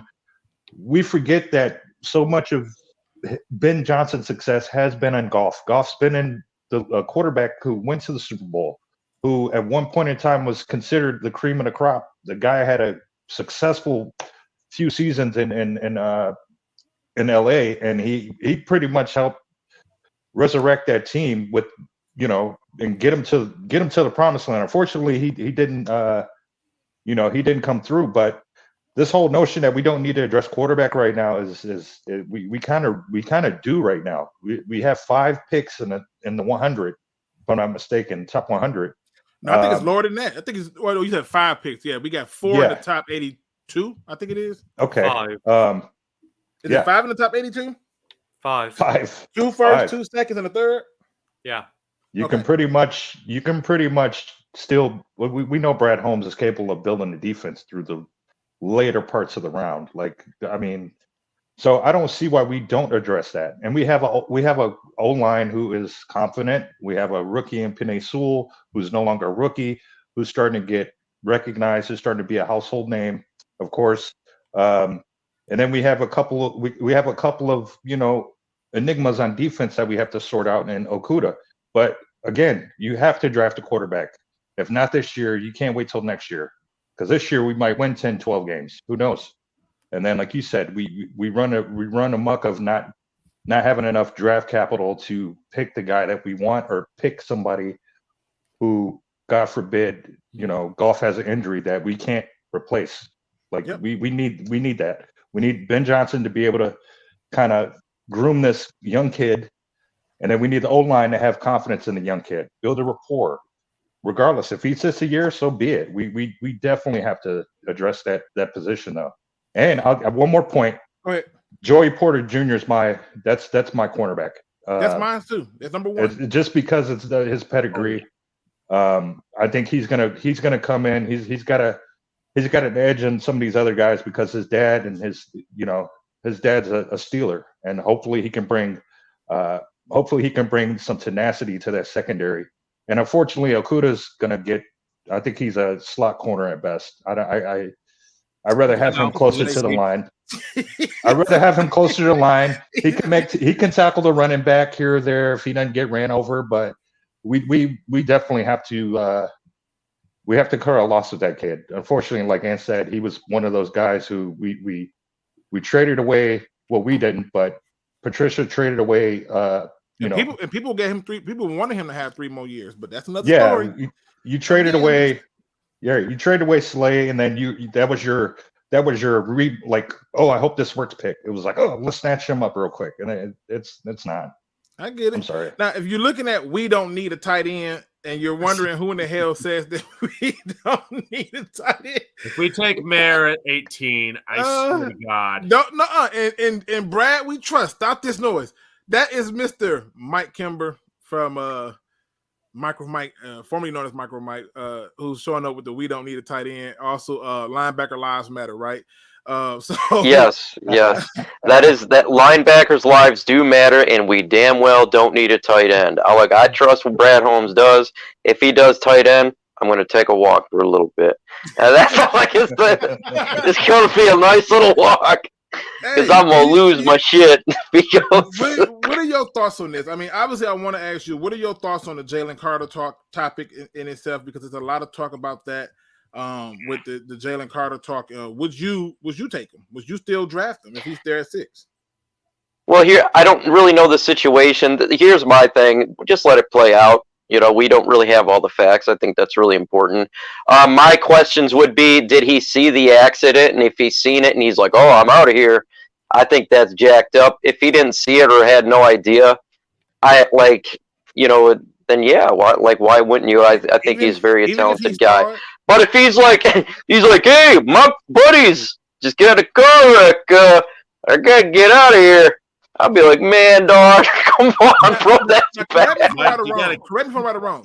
I don't know how much are you going to say that they were buddies, because that guy was an incoming recruit. He wasn't, and Carter has been there for like 2 or 3 seasons. God. Hey, man, if you see me getting a car wreck, you'd help me. Even if you see an enemy, you'd be like, man, I'm going to help this dude out. I think that's... But we don't know this. I don't know the situation. I don't know the situation. No, but let's say we'll figure it out in time. But based on what you know, would you take him if he's at 6? Depends who else is there. I don't like if Will Anderson is gone. Let's say Bryce is gone. CJ Stroud is gone. Let's say Jalen. Let's say Seattle decides at 5 they're gonna take Witherspoon. They're gonna take what? They're gonna take a cornerback at 5. Oh, well, I thought you said a Willis bum. I said, who the hell is a Willis bum? No. Damn. So look, man, I think I'd take Jalen Carter just knowing the situation now. Like, I'd take him, but I mean, we got a month and a half to figure out what's going on. But I have him as my number 1 rated prospect. So if everything turns out okay, if he's there, I personally would do it for sure. Will Anderson, if he's there, I'd do it, even though we really need an edge. Bryce Young, if he's there, I'd draft him. If CJ Stroud's there, I'd draft him. if Michael Mayer's there, I'm not drafting him. It just depends, but I think the Lions could trade out of that pick. In all honesty, like we got to do a mock draft. Let's do a live mock draft, man. Let's get. I plan on doing some the mock battles and stuff. I always lose them because everybody always say like you, and then I look back at the players that I want to be doing so nice, and I'd be like, okay, like I remember I kept saying like we need to get Amon-Ra St. Brown. Anybody who escorts you off the field gets my vote of confidence, and everybody act like it was a shock when he was took it. I'm like, I was hype as hell when we took it. I was like, yes, we got St. Brown. People looking at me like, what am I? I'm like, you don't understand. This dude is as close to Hines Ward as you're gonna get. This is it. This guy is aggressive. I was going nuts on that stream. Like, this is it. Who was that receiver that got taken from Michigan? Oh, God. Come on, Crimson. Damn it. Nico Collins. Nico Collins for the Texans. I talked so much. They was coming so hard at Michigan State. I just had to talk trash. Like, look at Nico Collins. He ain't even going to get – as soon as I said that, they drafted him the next pick. I went, you got to be shit. It was the funniest shit. Shout out. So let's do this really quick, man. Who do you think's going to go first overall? I think it'd be Will obviously Anderson. Bryce Young. Will Anderson. I think they're trading out of that pick, man. I don't think they're trading that pick at all. I think the price is too damn high, like the rent, and I think that people are going to shy away from wanting to pay that price tag to move up to take an undersized quarterback. I do not believe that they're trading that pick. They're taking Will Anderson, and then at number 2, Bryce Young will go to the Texans, and then at 3, I think that this is where you're going to see Jalen Carter come off the board. And if they skip on Jalen Carter, which I would be surprised if they trade the pick, because they could trade it and move down. I think that the Cardinals have a good chance of doing the trade. I think the Lions have a good chance of doing the trade, but the Colts ain't moving no damn way unless they're going up to get their guy. And at that point, I just think the price is too high. Who do you think is trading up to get to the first pick? Carolina. I'm honest. I think Carolina is aggressively doing it, man. I think they'll give up because they're already in conversations right now for this year's first and next year's first, 2025's first, a 3rd round pick this year, and then something else I've seen. Yeah, I don't. It's just too much. I don't think it happens. Shout out to TA who says 49ers didn't know Lance was going to get hurt, but they were smart by drafting Purdy as well. You can take quarterbacks every year if you want one. Yeah, you can. And the smart thing would be to do just that. That's what I would do. I would damn near take one almost every 2 years if it was me, but that's just me. Because I would try to avoid having to pay people this money unless they're absolutely exceptional at what they're doing. I go, okay, I keep them, right? But for the most part, no. I just think that if you're stuck at 6, and none of I'm not taking a cornerback at 6 just because, we need a corner. We've been needed a fucking corner. we need a linebacker. We've been needed that. We need deep tackles. Been needed that. We need safeties. We've been needed that. This is not news to people. Like, I don't know why not all of a sudden everybody wants to. Everybody got their receiver, right? They've been able to rub their nipples and calm themselves down, and now they want to go defense. It's ridiculous. I think we go BPA. I don't really care what side of the ball it is. I know that sounds crazy. I just want to go best player available and not screw up. Be forced to take a pick. I tell you what, I got a friend who's a Bear fan who is 100% sure that the Bears are trading that pick. And I'm telling you, I don't see the Bears going from 1st to 9. I do not. Well, they need help they need prayer. If they do that, you're essentially saying we're going to go one more bad year and get our quarterback next year, because there's no way in hell you've done anything to assist your quarterback you have now. I got a Bears friend too, and the dude's thinking they're taking a quarterback. They're thinking they're done with Fields. What? I don't think that's fair. It's been a lot of talk about them taking a quarterback. It's been a lot of talk that they may go in a different direction with a different quarterback. Well, they don't have a O-line. They could be a dumbass. That's fine, man. Right. Like Justin Fields. That's crazy. They don't have an O-line. They're not going to bring a younger kid in and not have an O-line to protect them. Then you're going to get Fields all over again. Exactly. That'd be dumb. It's just I don't see it happening. Now, it is the Bears though. Again, I just don't see it happening. I don't see a scenario. I don't see it. I do not. That price tag is high. Would you say they look like it's going to be a first what? Yeah, they're already in negotiations. That potentially could be traded before free agency starts. That's what Rich Eisen said today. I believe it when I see it. Wow. I believe it when I see So it. I think the Panthers are extremely aggressive. Now, it could be the Colts. Colts want a quarterback. Hey, look, I don't want them to trade it because they get a lot of draft capital for that. I personally don't want them to, but that's just what's being reported.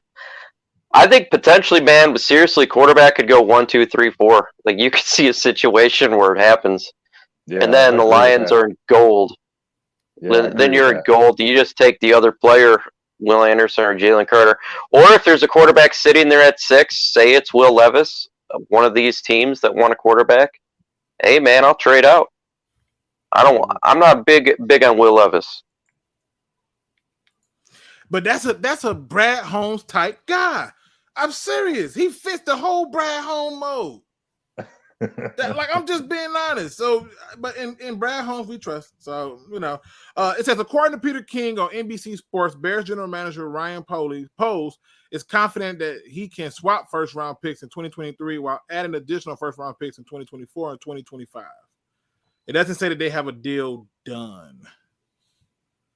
They're negotiating. What they said is they're negotiating. Everybody, there is truth to John Johnson coming to the Lions in free agency. I heard that. That's a target for Detroit.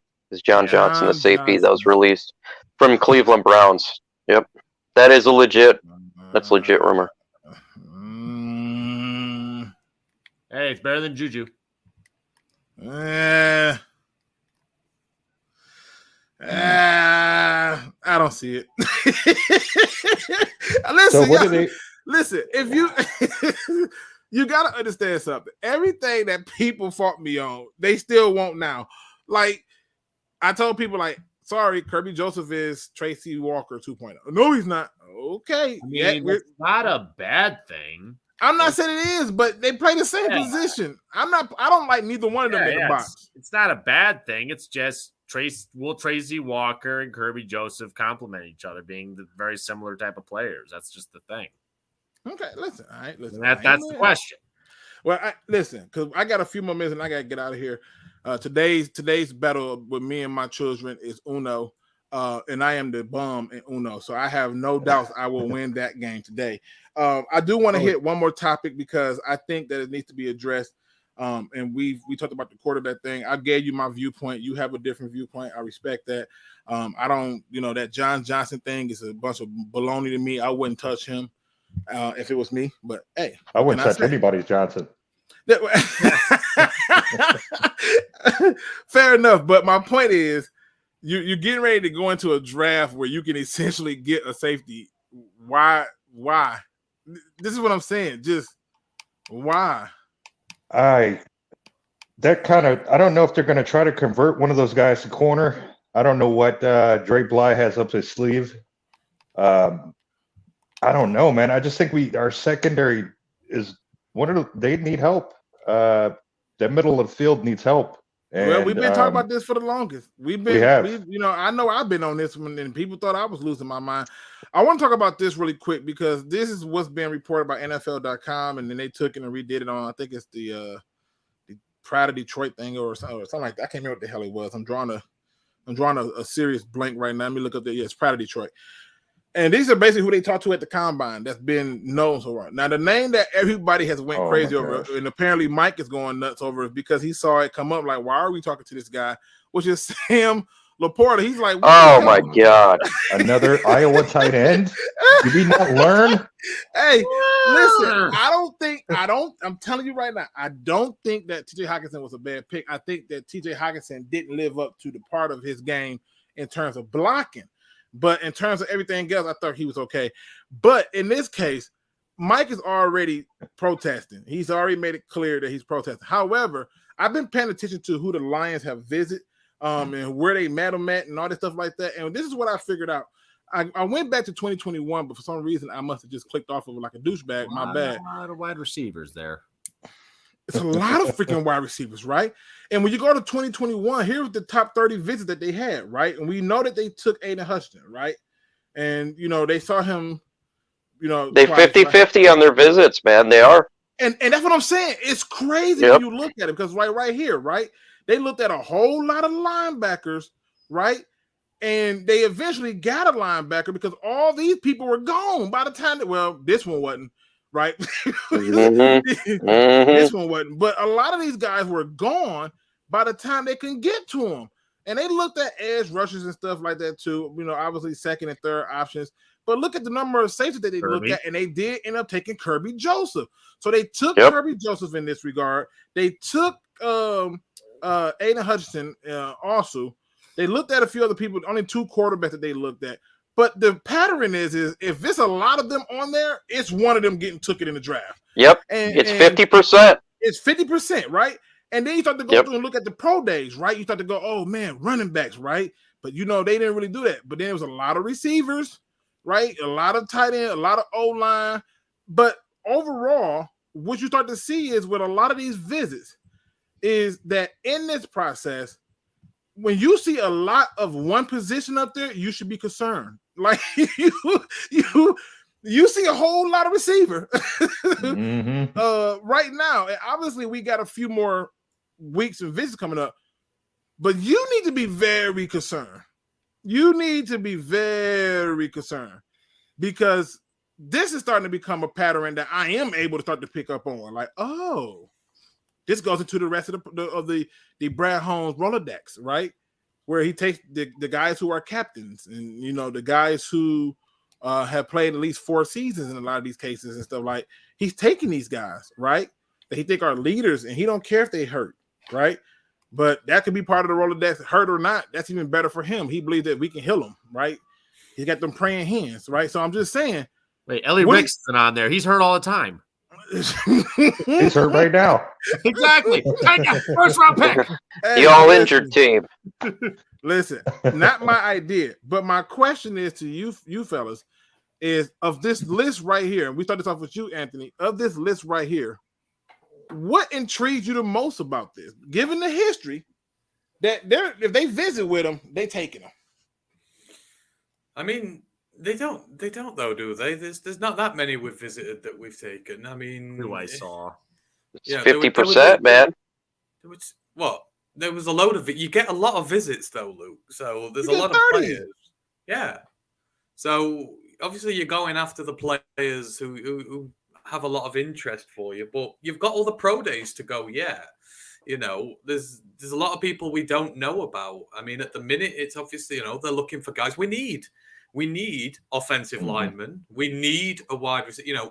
People say offensive line, not really an issue, but we're gonna in this time next year, we might have 5 guys getting paid real big sums of money, and we can't afford it. Jonah's gonna get paid a fortune. You've got to start looking for more tackles, receivers.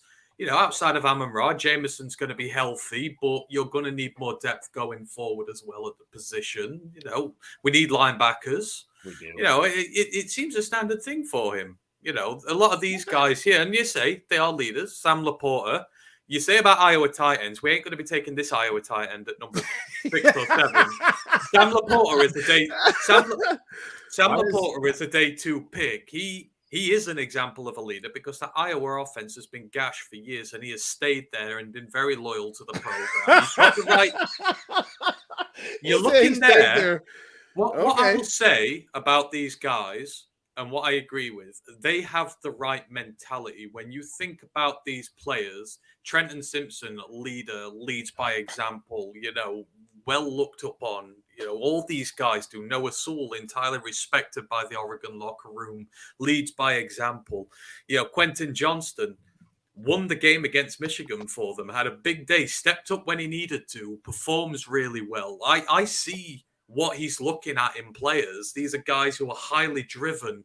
They want to keep getting better. Never enough. It doesn't surprise me these guys are on there. I look at it and it actually makes quite a bit of sense, to be fair. So I'm not worried. I think, and I said this all along, I don't think Brad Holmes is like a BPA guy. I think he's looking for specific players. All the draft picks he makes, they're very cold and very calculated based on the player. It's the characteristics as much as the football player, but both of them, in both cases, they're both high level character and talent. And a lot of these and injury. And tight end. It's regardless. I mean, you slid that in there real. I mean, the great Wide curveball on that one. Shit. He do love an injured player. I give him that. It's almost like oh shit, he got broke fingers. Ooh, I'm like, what the hell? I don't know. It's weird. What are your thoughts on this, Rumble? You know, looking at this list, what's intriguing to you the most? I like what Anthony said about the leaders and what you brought up as well. Now, some of these guys could just be kind of smoke and mirrors. Like we know these guys. These guys play head games, especially Brad Holmes. Like you said, you brought up who they looked at last year. Nowhere on there did I see Jameson Williams. You had 30 names. I don't think I saw Jameson Williams' name at all on any of those visits. But yeah, a lot of these guys to Ant's point, man, like Iowa was terrible. And the fact that this guy, the tight end, stuck around when there's those NIL deals everywhere, and he stuck around because, hey, maybe he likes Iowa. I don't know, but you need guys who kind of know what it takes to really be like, really down there, and who knows what it's going to take to kind of build it up. You need guys who knows what it's like to kind of lose, because that builds character. That's somebody who wants to.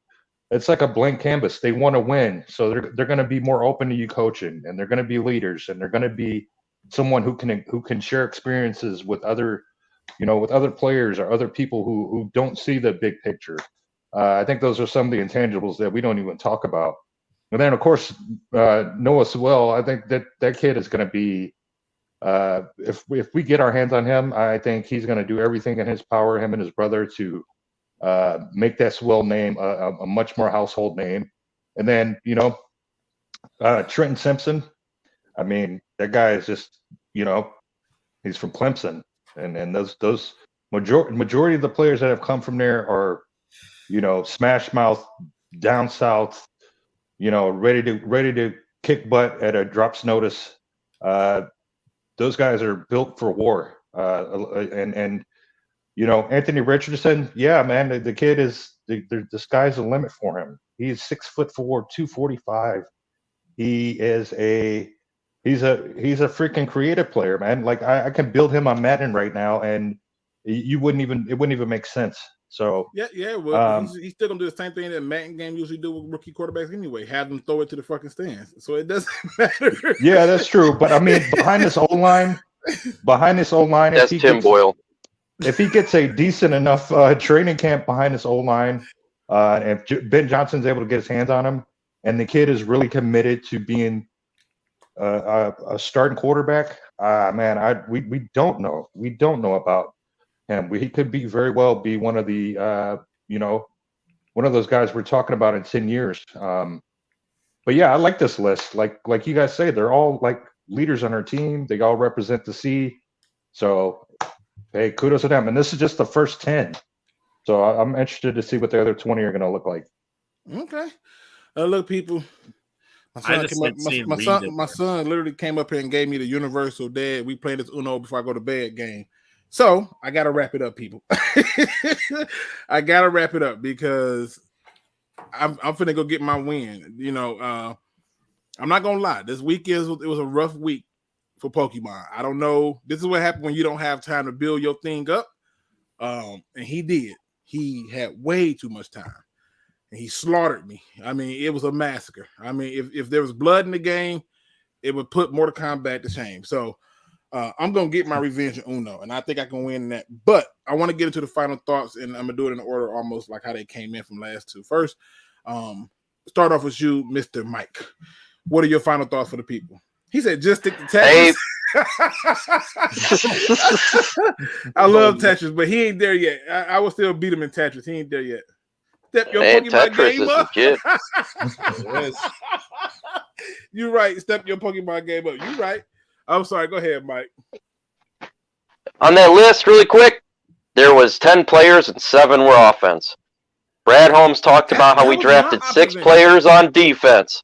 People, I think you're going to be, if you think we're going all defense, You're about to be shocked because I don't believe that's the case. Yep. I think so. I think you're right. I know that was my observation that most of these people were offensive players. I just went, the fuck is this? Like that's my first thought. So, but yeah, I needed more time, but yeah, I got to do this Uno game. My man Lions Rumble 81. What's going on, brother? Give me your final thoughts. Hey, man. I'm just looking forward to the mock drafts that are coming out. I know, Luke, you got something special lined up for us, I'm sure. Hopefully, I'm a part of that stream as well. I'm just curious to see all you guys' mock draft in the chat and on the stream right now. I've seen Ants a little bit, but I'm just curious as to where you guys see we vastly need improvement at, and I'm curious as to seeing you guys' GM mind, so to speak. Who do you think is going to fit with this team quicker? Because again, the goal is to own the North this year. The goal is to be a double-digit winning team. The goal is obviously to, kind of repeat some of those wins we had last year. Green Bay, I think we could sweep them this year. Chicago certainly, and hopefully Minnesota we can sweep this year. So I'm just curious to see you guys what moves you make and who you think will be a perfect fit for our team moving forward. And as always, thank you as always, Luke. Thank you guys. Hey, appreciate it. He's my man Admin Washington says, although Satin Bennett is 100 years old, 100 years, and Max Duggan isn't a household man, why don't they get talked about more? It's because with Duggan, in my opinion, I think with him, you don't really know what you're getting in terms of a player. Many of them see him as a backup in general, in my opinion. And with Bennett, Stetson? I think Bennett. With Bennett, I think it's just the fact that people think that he only looked good because he was on Georgia. That's why. And the fact that everybody's grandfather wears Stetson. I'm not. Let's go to my man Crimson Shadow. Give me your final thoughts. Back to that list again. Where the heck was a D tackle in that list? I did not see a D tackle. I mean, I'm not shocked. It's another tail, though. It's another tail. It's like, okay, I can understand why Sika's not on the list, but no Tune, no. Can't see. I mean, don't get me wrong. I love Reed. I wouldn't. If you told me you took him maybe in the 4th or 3rd, I wouldn't be mad at it because I think the guy's definitely got potential to be a freaking beast in the league. But okay, this list is a little more concerning. But I agree with Mike on this one. If you're expecting, our draft boards to be like what Brad Holmes is drafting, he's probably gonna flip the table on us again.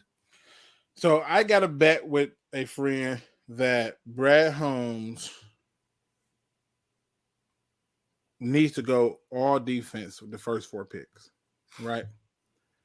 And I betted that not only would he not go all defense, but he's going to draft at least 2 to 3 offensive players and within those first 4 picks. And he laughed at me. Okay. So it's a little bet I got with him. I plan on winning that bet 100%.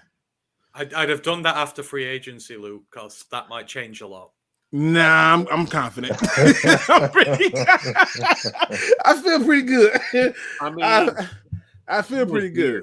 Was it 4 wide receivers or 3 wide receivers? My soul says he does not generally take a lot of these defensive players high.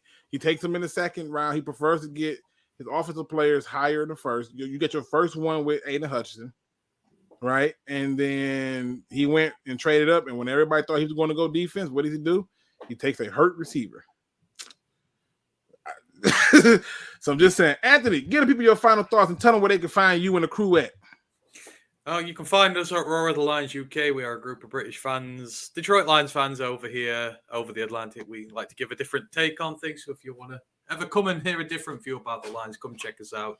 You can find us on Mondays and Wednesdays. And I just want to say thanks as always to everyone on the panel and in the chat. I know we've talked about a lot of serious issues and whatnot this evening, but I just want to say, like Rumble, Crimson, chat, we all need to come together in one big prayer circle and send all our best wishes to Luke that he may win against his kids at Uno. We are sending you our prayers, Luke, that he may not lose again. He's gonna be throwing them like Pokemon cards. Draw Listen, 4. He was talking to me like he was talking to me as he was winning them matches. Oh, look at you. He sleep. He's doing the John Cena in my face like you can't see me. I'm like, man, I'm all so upset. It was rough. It was rough. Oh yeah, that's your kid, 100%. Yeah, it was rough. He tried it. It's okay because Uno finna hurt his feelings. People, you know me. I always appreciate doing the show. I had to get on, and I know I got on later than I would like to. Hopefully, I can do this again tomorrow. Although I am up for being mandated tomorrow. Yay, mandation! Oh, but today we got to do a positive quote. Today's positive quote comes from the internet because I have no clue who said this. He says, "Everything is easy when you're busy, but nothing is easy when you're lazy." That one kind of hurt a little bit because I realized some things about people is that we like easy. You know, if we can have the easy button, we would take advantage of it and never look back. We want easy. Easy is cool. Easy is special. Easy is fun. But the reality is the best of the best, the challenges that steps in our way, those moments where you're not sure you're going to be able to rise up. That's what brings the best of us out. That's what makes us better. That's what makes us stronger. Every last one of these of us in here has had some type of challenge. We've all been through something. We've all been pushed to a break. We've all been told we can't have that promotion. We can't go out and go to the gym. We've been told that we can't do it. And so we accept it because it's easy. It's so easy. But then when it comes time to get busy, it comes time to put in work to make it truly easy, we get lazy and we do nothing. And we wonder to ourselves all the what else and what not. And then we lie and say we don't have any regrets while looking at ourselves in the mirror and telling ourselves, I could have did this different. I could have took more time on this. I could have said that. But see, this is a life where you don't have to have regret because you don't have to worry about things getting easier for you. You have the control to not only make it easy, but make it a simple, smooth ride. All you have to do is simply accept the challenge. Simply get busy, get to work, get moving, get things done. Don't be lazy. Don't sit up there and wait for it to be handed to you. Don't sit up there and wait for somebody to do it for you. Don't sit up there and think that, oh, I can't do this because I have this. Change. Change, people, is what this message says. Because who you are now does not mean you have to be that person tomorrow. And that's not just a metaphor. That means figuratively, and that means spiritually and emotionally. You can change if you're willing to put in the work. With that being said, ladies and gentlemen, thank you for rocking with me. Let me know if y'all enjoyed the music rant. I just had to do it that way because I thought it'd be kind of fun. And if you did, let me know. And if you didn't, let me know. I need to know. How else would I know unless you tell me? But I just want to say to you all, thank you for joining me. Good night. And as always, don't be no chump. Please do your research. We are out.